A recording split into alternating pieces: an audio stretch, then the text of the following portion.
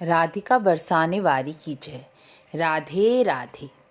कार्तिक मास में कुछ वस्तुएं निषिद्ध बताई गई हैं और कार्तिक मास में कुछ ऐसे कर्म बताए गए हैं जो अक्षय पुण्य देने वाले होते हैं। आज कार्तिक मास अध्याय में हम यही सुनेंगे कि कौन से ऐसे कर्म हैं जिससे अक्षय पुण्य प्राप्त किया जा सकता है और कौन सी ऐसे कर्म और वस्तुएं हैं जिन्हें त्याग देना चाहिए। कार्तिक मास आने पर सभी मनुष्यों को निषिद्ध वस्तुओं का त्याग कर देना चाहिए। कार्तिक मास में शरीर पर तेल लगाना, पराया अन्न खाना, तेल का भोजन करना, कांजी, मसूर की दाल, तामसी भोजन, प्याज लहसुन का भोजन, बासी भोजन, बैगन, पेठा, लौकी, गाजर, बैगन, कांसे के पात्र में भोजन करना, सूतक का अन्न खाना और रजस्वला स्त्री से बनाया हुआ भोजन करना, यह सब वस्तुएं त्याग देनी चाहिए। कार्तिक मास में सात्विक भोजन करना चाहिए। कार्तिक मास में सात्विक भोजन का यही उद्देश्य है कि सात्विक भोजन से शरीर में सत्व गुण की वृद्धि होती है। सत्व गुण अधिक होने से मन में सात्विक विचार आते हैं और भक्ति और भजन में मन लगता है।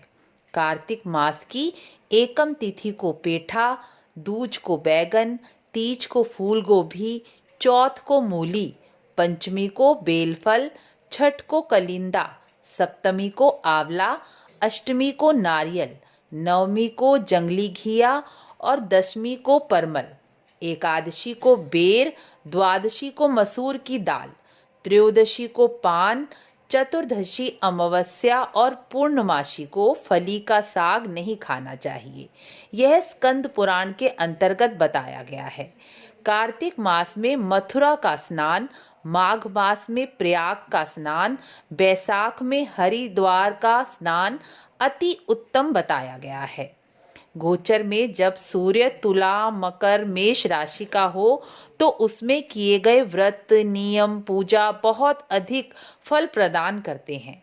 स्कंद पुराण के अनुसार कार्तिक मास में स्नान, व्रत, रात्रि जागरण, दीपदान, मंदिर में झाड़ू लगाना, विष्णु सहस्रनाम का पाठ करना, भगवान के नाम का कीर्तन करना, श्रीमद् भागवत और कार्तिक महात्म्य का श्रवण अति उत्तम और अक्षय पुण्य देने वाला बताया गया है। पूर्व जन्म के पापों और प्रारब्ध का नाश करने के लिए कार्तिक में कृच्छ व्रत बताए गए हैं। कार्तिक मास में एक समय भोजन करने वाला मनुष्य पादकृच्छ व्रत का पुण्य प्राप्त करता है और अपने पूर्व जन्मों के पापों का नाश कर देता है। कार्तिक मास में तुलसी, आंवला, पीपल, बेल वृक्ष लगाने वाला और मंदिर में दान करने वाला अक्षय पुण्य की प्राप्ति करता है और जो भी दूसरा मनुष्य उन वृक्षों का पूजन, सिंचन और दीपदान करता है उसका कुछ पुण्यफल भी मनुष्य को प्राप्त होता रहता है। इसलिए यह कर्म अक्षय पुण्यदायी बन जाता है। इसका पुण्यफल कभी समाप्त नहीं होता।